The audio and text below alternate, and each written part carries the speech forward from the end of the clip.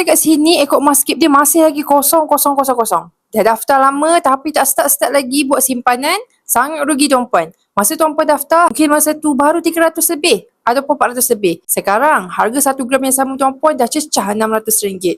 Dan kita pun dah pernah cecah RM700. Jadi, kalau tuan-puan nak tunggu sampai dah cecah RM1,000 baru nak top up, sangat rugi tuan-puan. Jadi, kalau tuan-puan dah ada bajet sekitar RM100, dah dapat gaji, pesan daripada pakar kewangan, at least 10% kita alihkan kepada simpanan emas. Maka, kalau gaji tuan-puan RM3,000, tuan-puan simpan RM300. Maka, dalam Eco Emas tuan-puan akan ada nombor lah. Dia tak akan ada telur.